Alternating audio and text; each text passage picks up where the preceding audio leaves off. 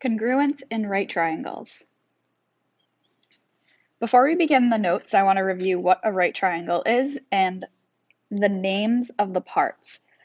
So a right triangle has a right angle, of course, and we have a hypotenuse.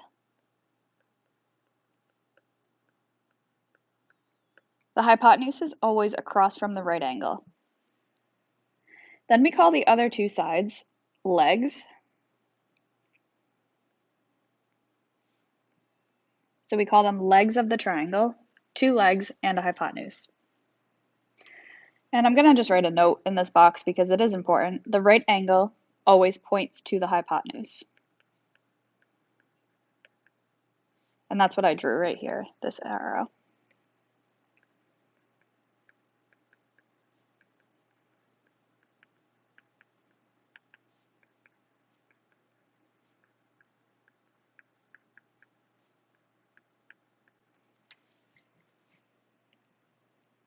So in a right triangle, the side opposite the right angle is called the hypotenuse.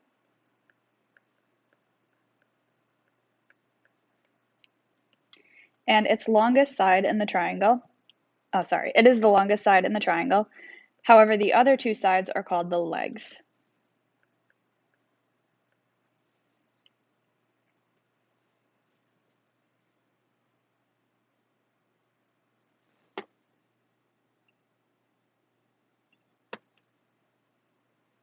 So we have a theorem that we're going to go over today, just one of them, and it's called the hypotenuse leg theorem. The hypotenuse leg theorem says that if the hypotenuse and a leg of one right triangle are congruent to the hypotenuse and a leg of another right triangle, then the triangles are congruent. So we need to first confirm or always confirm that we have right triangles. So here we see that we have triangle PQR and we have triangle XYZ. Both indicate that they are right triangles. So I'm going to make a note that triangle PQR and triangle XYZ are right triangles.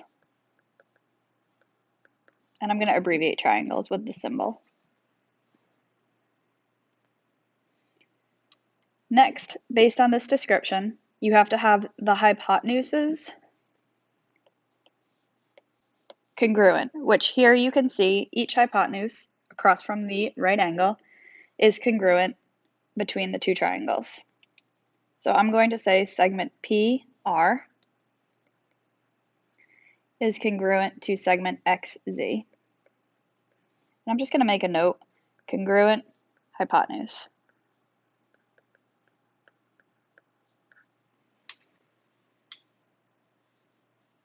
And then the last note says the legs must be congruent between the two triangles. So here we have segment PQ and segment XY. All you need is one leg between each triangle. If one leg is congruent, that's enough information. You can prove the two triangles to be congruent. So this theorem is another theorem similar to side, angle, side, side, angle, side, side, side, and so on. This one's called HL, and HL follows three properties. It's the three that I'm currently listing.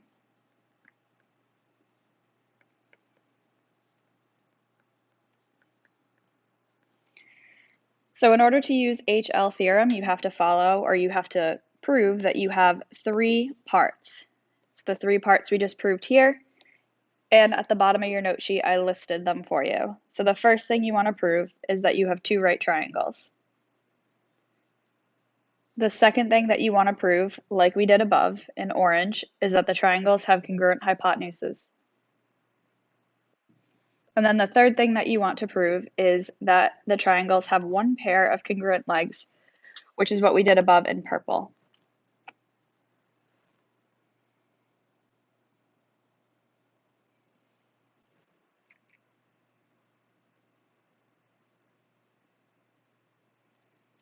So moving on to the examples. Example 1 says, using HL to identify congruent triangles. And we want to know, are the two triangles congruent by HL? If so, write a congruent statement.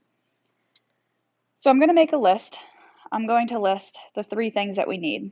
So we need right triangles, we need congruent hypotenuses. I'm going to abbreviate that as congruent hypotenuse. And we need congruent pair of legs.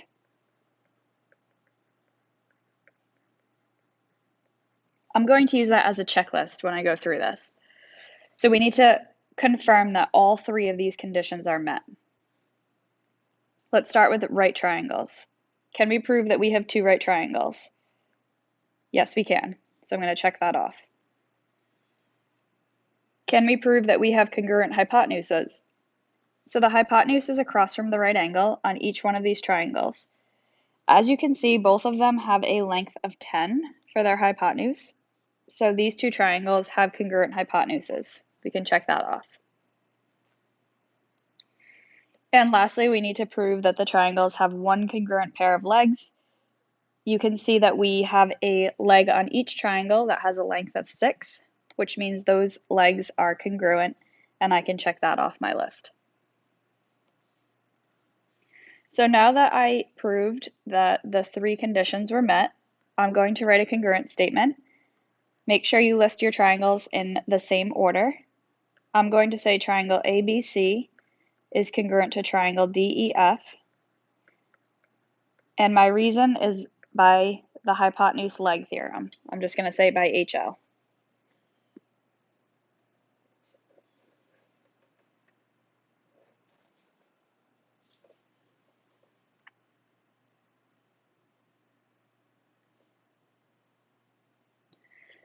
Number 2.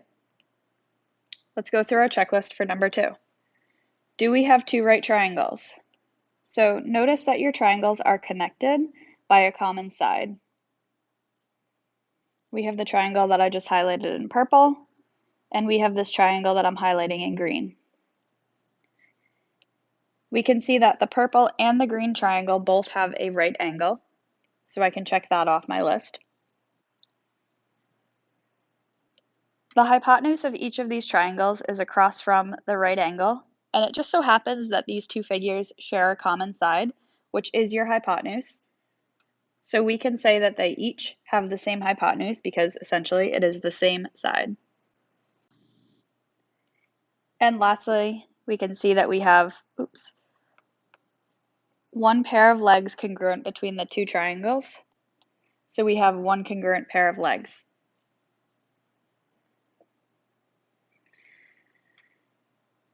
Because we have all three conditions met, we can say that the two triangles are congruent.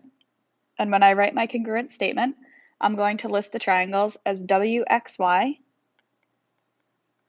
following the same order. WXY is congruent to triangle ZXY. And my reasoning is by HL. We proved we could follow all three of those criteria.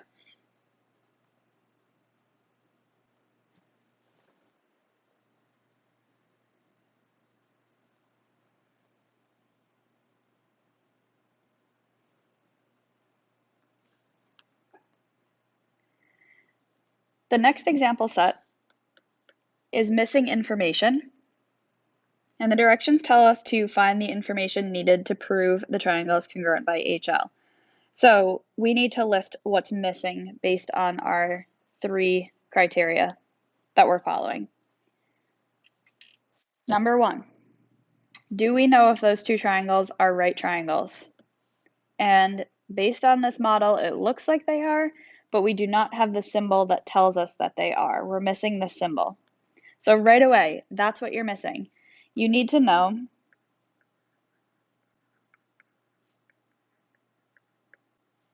if angle M and angle S are right angles. That's what's missing. Angle M and angle S are right angles. So let's check our list. We just took care of number 1, we're missing that information. Number 2 is congruent hypotenuses, and it looks like both triangles have the same length hypotenuse, so number 2 is all set. And number 3, a congruent pair of legs. It looks like the triangles have one congruent pair of legs, so number 3 is all set.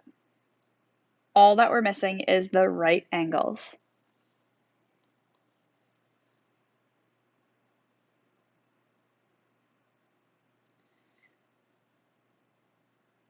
And the second example, let's go through our list. We have to check to see if we have right triangles, which we do. We can clearly see we have 2 right angles, so we're all set with that.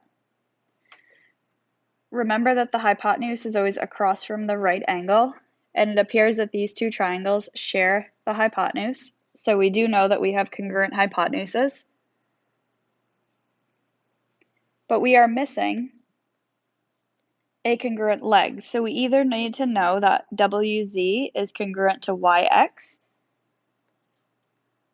or we would need to know that WX is congruent to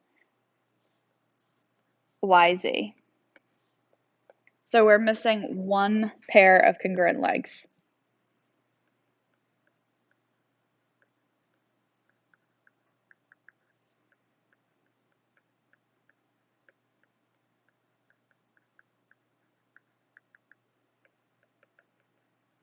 So we have 2 options of information. We need to know that WZ is congruent to YX, or we need to know that WX is congruent to YZ. So one of those pairs of congruent legs, that's what's missing.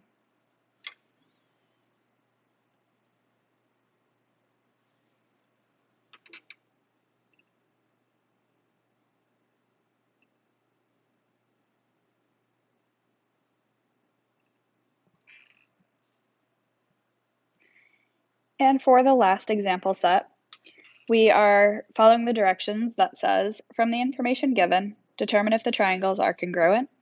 Justify your answer with definitions, theorems, or postulates. So we're just going to take this list once again. We're going to bring it down here, and we're going to go right through the list, except for this time we're just going to write out every step. So the first thing we need to check for is right triangles, which we do have. So I am going to make a note because it says to justify each step, and I'm going to say that angle DCB and angle ABC are right angles. And I'm going to label this as number 1. The reason why is because that's proof of number 1 in our list.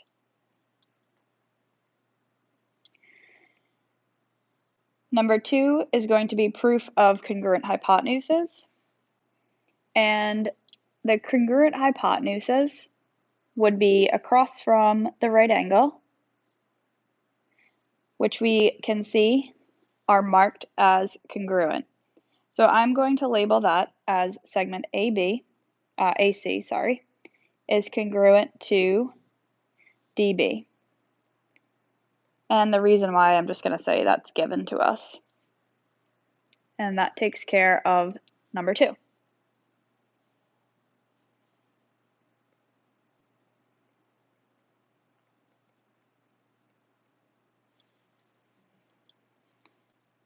Lastly, number 3 is proving that we have a pair of congruent legs. And notice that these 2 triangles share a common side. So we're going to use the common side, CB, and we're going to say that CB is congruent to CB. I'm writing that because it's contained within each triangle. When you are setting something congruent to itself, if you go back to our reasoning, this is called the reflexive property. It's on that list of postulates and theorems that we went over back in Unit 3. Unit 2, back in Unit 2. Sorry, I had to think about that for a second.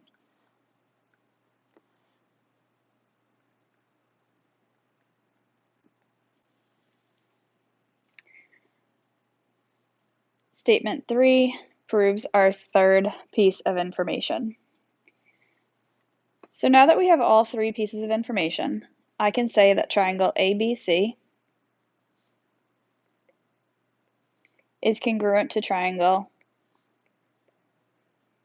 DCB, and I'm going to say that's by HL theorem. this here is my answer.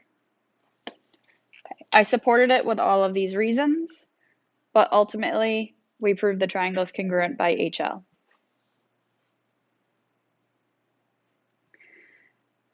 Okay, that's it for today's notes. Please let me know if you have any questions, and have a great day.